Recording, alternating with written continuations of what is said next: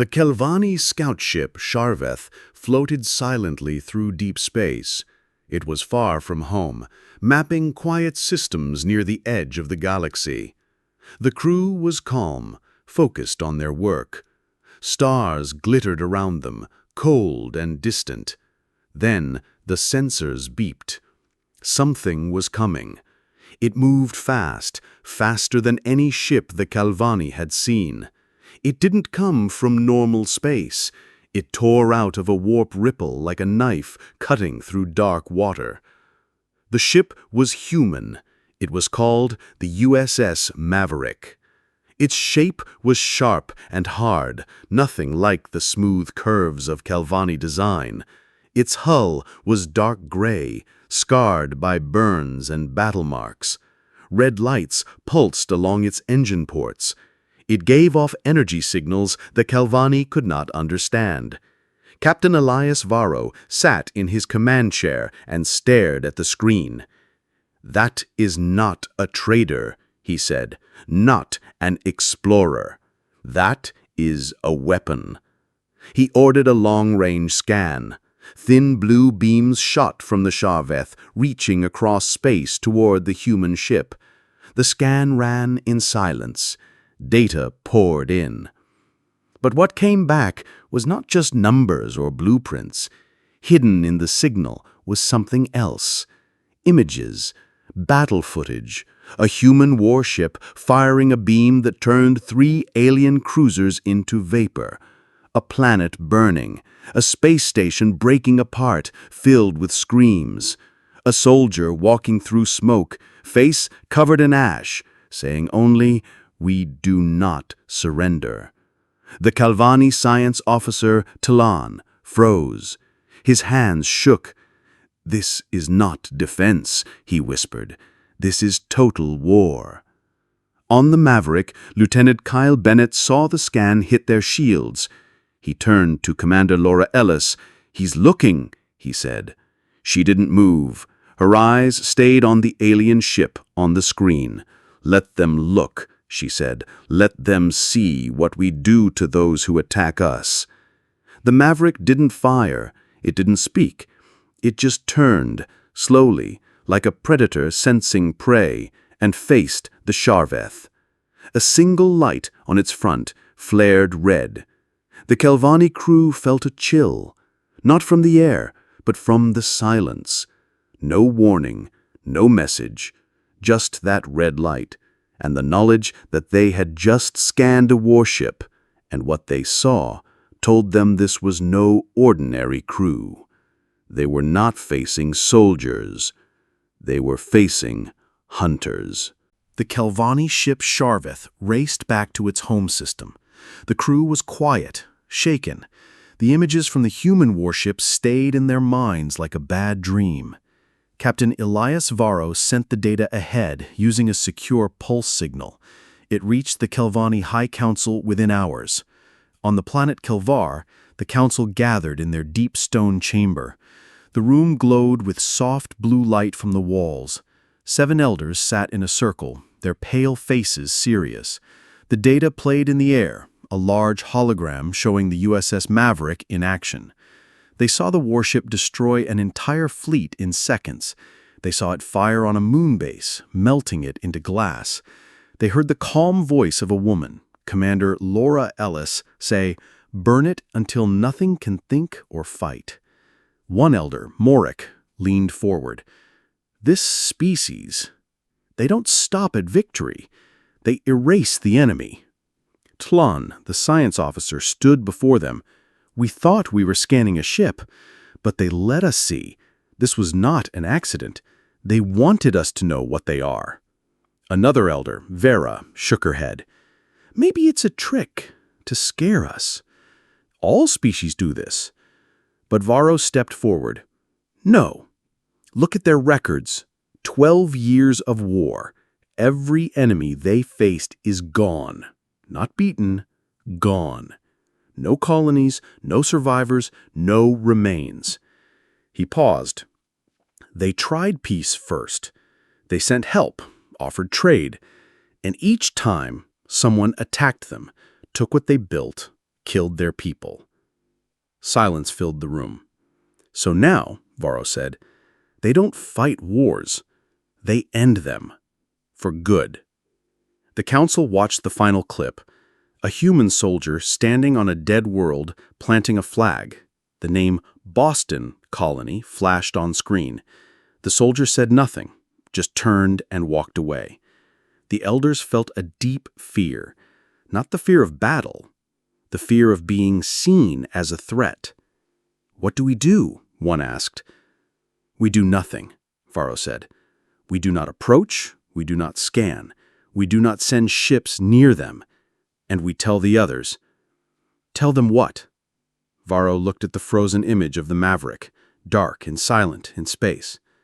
"Tell them, do not wake the humans, because if you do, you won't get a warning. You'll only get fire." On the USS Maverick, life moved slow and quiet. The ship floated through empty space, far from any planet. Lights on the walls glowed soft yellow. The hum of the engines was low, like a steady breath. This was normal for the crew. After years of war, silence was not peace. It was just the pause between storms. In the engine room, Ryan Cole wiped his hands on a rag. He checked the power core, its blue light pulsing like a heartbeat. "We're clean," he said to no one in particular. "No trace, no link back to us. They saw what we wanted them to see." He smiled, but it didn't reach his eyes. Up on the bridge, Kyle Bennett sat at his station, watching the stars. The alien ship had run. It didn't attack, didn't send a message, just turned and left fast. "They got the message," he said. Commander Laura Ellis stood behind him, arms crossed. She looked at the screen, at the tiny dot that was the fleeing Kelvani scout. "Good," she said. "Let them tell others." She walked to the front window. Outside, space stretched forever, black, cold, endless. A soft red glow from a faraway nebula lit the edges of the ship. Laura had seen too many worlds burn, too many faces lost. She remembered Boston Colony, the last transmissions, children screaming, then static. That was the day everything changed. Humans had tried to be kind. They opened their doors, shared their tech, helped weaker species. But kindness was seen as weakness, and when the attack came, it was without warning. 1 minute, Boston Colony was alive. The next, it was gone. The Maverick was built after that, not to explore, not to trade, to make sure it never happened again. Kyle joined Laura at the window. "Do you think they'll believe it? The Kelvani, I mean?" Laura didn't look at him. "Some will, some won't. The ones who don't, they'll learn the hard way." She turned and walked back to her chair. "Set course for Sector 9. Another patrol, another long night." Kyle nodded. The ship moved forward, cutting through space like a knife. No flags flew, no music played, just the quiet job of keeping the dark at bay. Because the Maverick wasn't a hero, it was a warning. The Kelvani message spread fast. Across the stars, through trade lines, military nets, and hidden channels, the warning went out. Do not engage the humans. Do not scan their ships. Do not even look at them wrong. Most who heard it listened, but not all. On a rocky world near the Crux Nebula, a warlord named Kazarn laughed when he saw the data. He sat in a throne made of broken ships, his body covered in armor from defeated enemies. "Humans?" he said. "Soft creatures from a weak world. They show fire in videos, but that is just talk." He believed strength came from fear, from crushing others. He ruled through pain. And now someone told him to be afraid of a ship? No. He sent 3 warships to find the USS Maverick.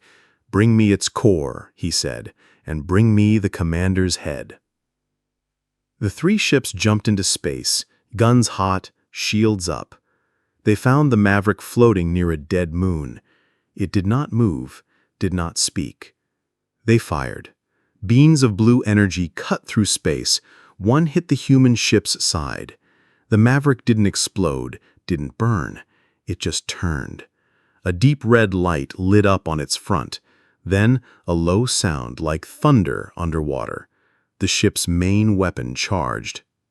In less than 10 seconds, it was over. The first alien ship vanished in a flash of white fire. The second tried to run, but a railgun round hit it from 10,000 miles away, cutting it in half. The third ship turned, engines screaming, but a swarm of small drones shot out from the Maverick, flying like angry wasps. They latched on and blew from the inside. Silence returned. The wreckage floated, spinning slowly. Twisted metal, broken glass, no survivors.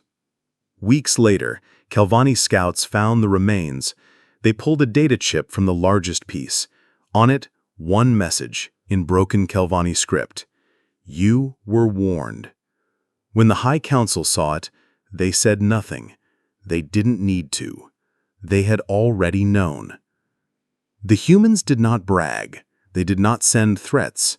They acted. And when they did, there was no second chance. Back on Kazarn's world, his people found him in his throne room.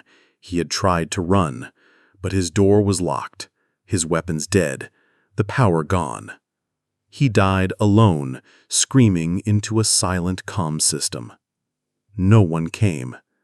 And far away, the USS Maverick moved on, a shadow in the dark, carrying the peace that only fear can bring.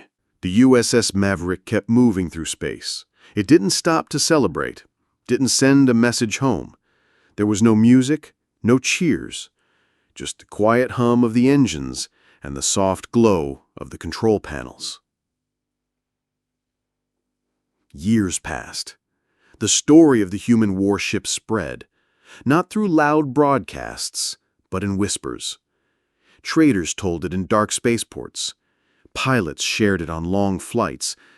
Parents used it to warn their children. Be good, stay quiet, or the humans will come. Some called it fear. Others called it peace. On a small planet called Vera, the people lived in calm for the first time in decades. Raiders used to come, taking food, ships, and lives. But now they stayed away, because floating high above, watching like a silent guard, was the Maverick. Down on the surface, a young boy pointed at the night sky. "Look," he said, "it's there again." His father followed his gaze. A small, dark shape moved between the stars, sharp, silent, never blinking. "Yes," the father said, "that's the ship that stopped the warlords." "Is it friendly?" the boy asked. The father thought for a moment. "It's not here to be friends. It's here to make sure no one hurts us, so we can sleep safe." In the Kelvani capital, the council no longer met in fear. They still taught their people about the humans, but not as enemies, as a lesson. "They were kind," Elder Morick said, "until they were hurt. Now they are the wall between order and chaos." Far away, Commander Laura Ellis stood on the bridge, watching a new star system appear on the screen. Kyle Bennett walked up beside her. Another quiet one. No threats, no signs of attack. She nodded. "Good. Maybe one day we won't be needed."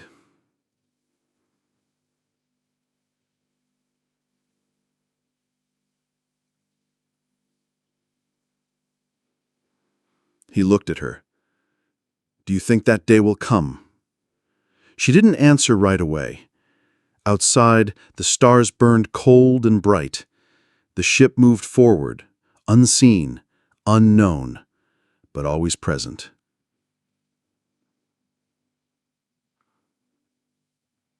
"Maybe," she said at last.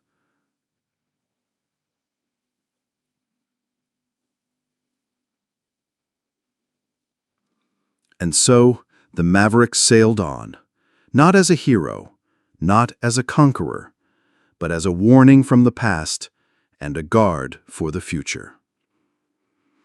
Where it went, war stayed silent, because some peace is not bought with words. It is earned with fire.